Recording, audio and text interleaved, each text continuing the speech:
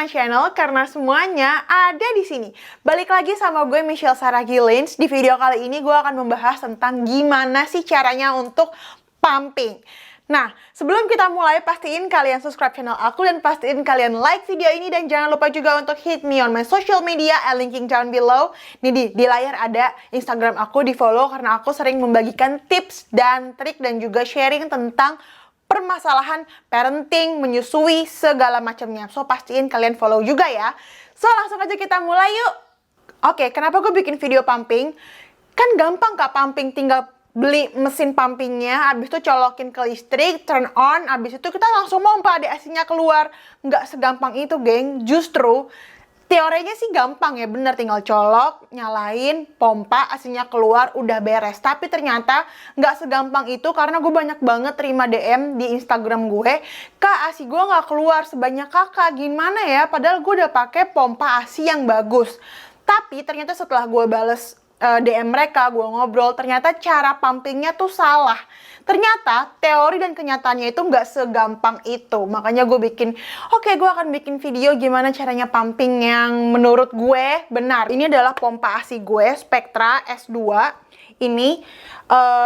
Ini nggak bisa di-charge, jadi gue mau nggak mau gue harus geser ke deket colokan supaya gue bisa tunjukin ke kalian.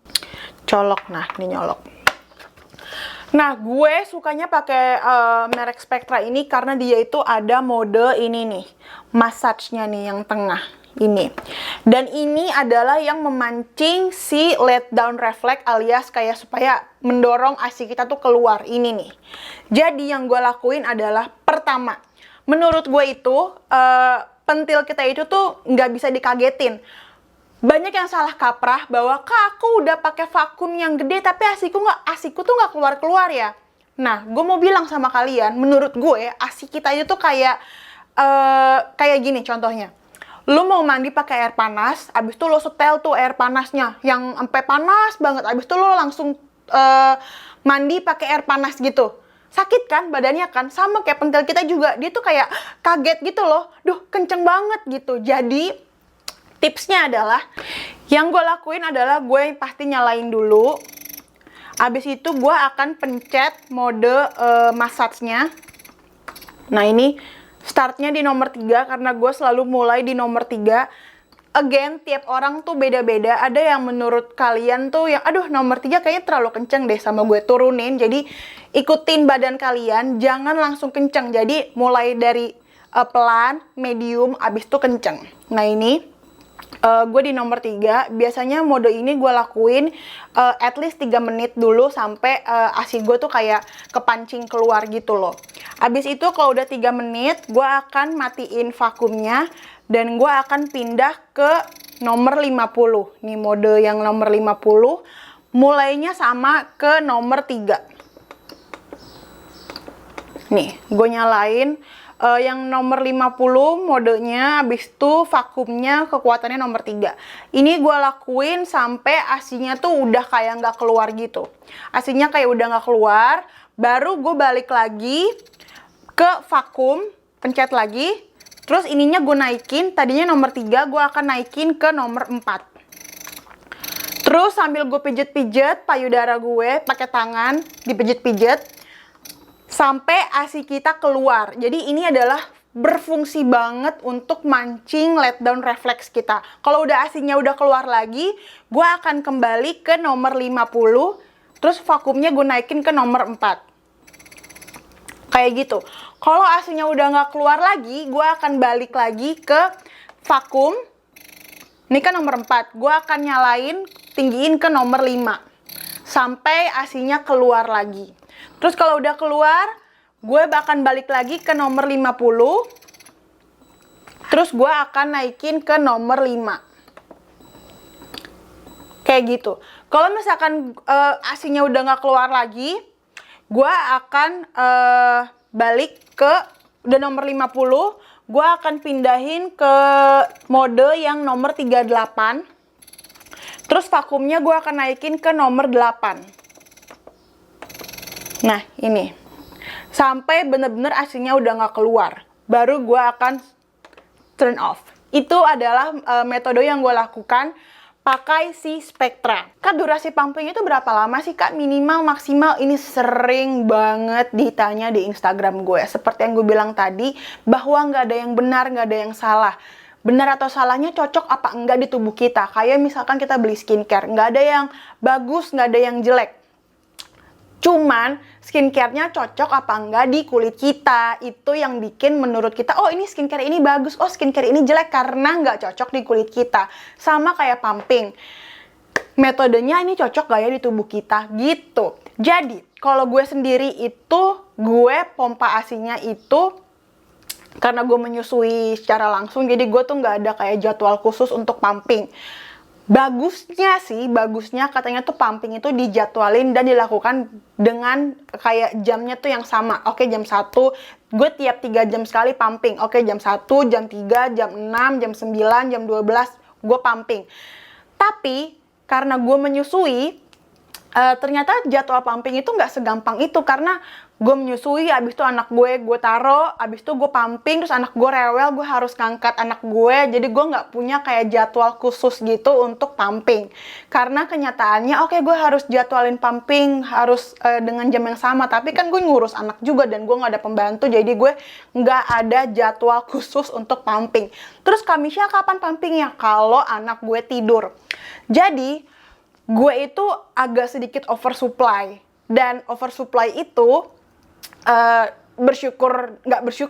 bersyukurnya karena dikasih ASI yang melimpah gitu ya. Tapi nggak bersyukurnya karena ternyata punya ASI yang oversupply itu nggak segampang itu. Karena kalau lu nggak pompa malam-malam itu sakit banget, nget.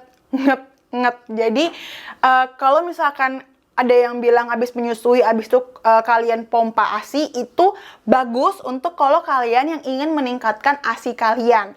Tapi kalau misalkan kalian sudah puas dengan hasil banyaknya ASI kalian, seperti gue udah oke dengan ASI gue tidak setiap abis menyusui, gue tidak langsung untuk ngosongin payudara gue. Jadi gue kalau abis gue menyusui, abis direct breastfeeding, gue akan ya udah nggak akan pompa ASI, gue akan main sama anak gue ya, beraktivitas lah. Terus kalau anak gue udah tidur, gue akan pumping. Jadi gue bisa dibilang sekarang itu gue pumping dalam waktu 24 jam itu kalau nggak salah 3 kali sehari deh. Sekali pas malam-malam subuh, 2 kali kalau kayak lagi tidur. Udah itu doang. Tapi again, kalau misalkan itu cara gue ini dilakukan untuk kalau misalkan kalian sudah puas dengan oke, ini kayaknya ASI gue sudah banyaknya udah cukup lah gitu menurut kalian udah puas. Minimal untuk kalau enggak untuk mempertahankan banyaknya ASI kalian, kayak konsistensi banyaknya ASI kalian itu, kalian bisa minimal pompa 2 kali sehari. Itu. Tapi again, tiap tubuh orang beda-beda, oke? Tapi kalau misalkan kalian pengen meningkatkan jumlah ASI kalian, ya udah tiap abis menyusui kalian pumping, tiap menyusui pumping. Tapi menurut gue itu nggak cocok buat gue karena gue capek dan itu bikin gue stres. Nyusuin, pompa, abis itu gue nggak bisa ngapa-ngapain, beraktivitas juga nggak bisa karena harus ngurusin anak, gue nggak bisa makan segala macem dan itu bikin gue stres. Tiap tete orang tuh berbeda-beda. Ada orang yang dalam waktu 15 menit itu kayak oke, ASI gue udah payudara gue udah berasa kosong nih. Gue tuh setiap pumping itu maksimal tuh 15-20 menit. Jarang banget gue pumping 30 menit. Waktu awal-awal menyusui itu gue 30 menit. Tapi lama-lama gue sudah menemukan kayak metode yang pas buat gue tuh kayak gimana. Jadi gue minimal at least gue pumping 15-20 menit per seasonnya. Abis itu ada juga orang yang pumping setengah jam bahkan sampai sejam karena tuh payudaranya tuh full banget. Jadi menurut gue untuk durasinya tuh tergantung dari kalian, nggak melulu setengah jam, nggak melulu 15 menit, tergantung. Kalau misalkan kalian dalam waktu 15 menit payudaranya masih berasa full, masih ada ASI-nya, ya udah pumping terus aja sampai kalian ngerasa kayak udah oke nih, payudara gue udah berasa lega, udah mulai kosong. Tapi sebenarnya payudara kita ini nggak pernah kosong karena payudara kita ini terus memproduksi yang namanya ASI. Jadi kalau ada orang bilang pumping sampai payudara kalian kosong, kayak susu kita tuh nggak pernah kosong, selalu diproduksi gitu.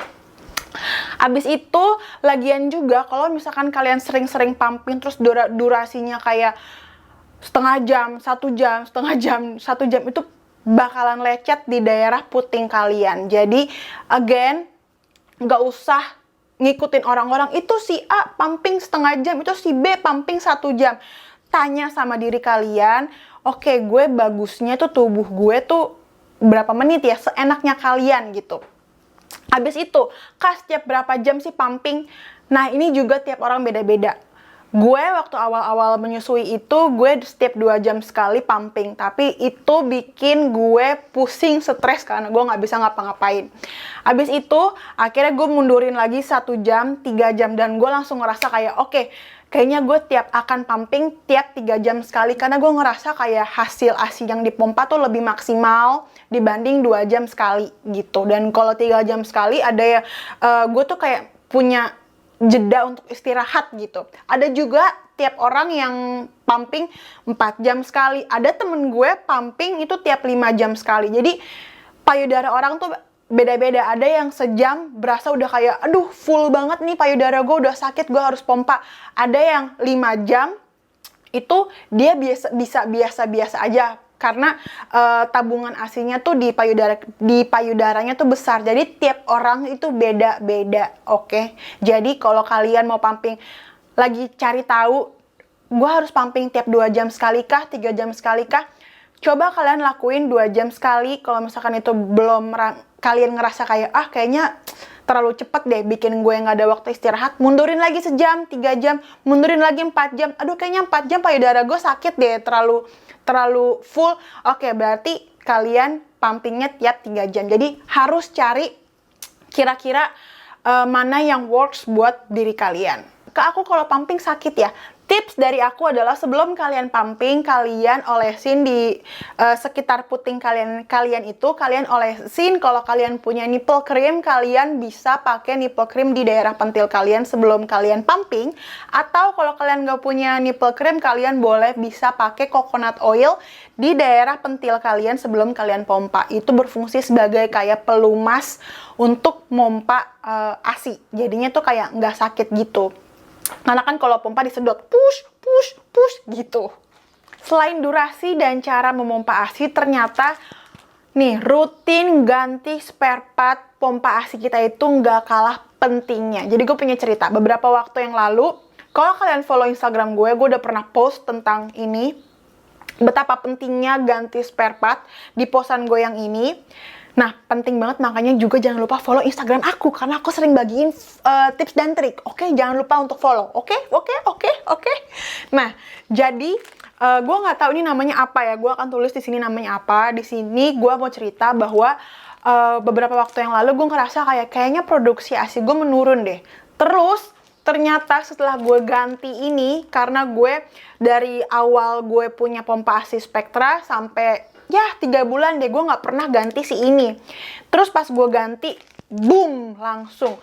Ternyata bukan produksi ASI gue yang menurun, tapi ternyata pentingnya ganti spare part ini tuh penting banget. Nggak kalah pentingnya dengan yang namanya makanan A, B, C untuk meningkatkan ASI. Minum air yang banyak untuk meningkatkan ASI. Ternyata gonta-ganti ganti rutin spare part ASI kita, spare part pompa ASI kita ini penting banget untuk juga memaksimalkan si pompa ASI kita. Karena percuma pompa ASI kita bagus, tapi ternyata kita nggak rutin ganti si spare partnya, sama aja bohong. Oke deh geng, itulah tadi video dari aku. Semoga video aku membantu. Jangan lupa komen di bawah kalau kalian punya pertanyaan, nanti aku akan balas. Dan jangan lupa juga again follow Instagram aku, dan sampai jumpa di video berikutnya. Bye, love you. Mwah.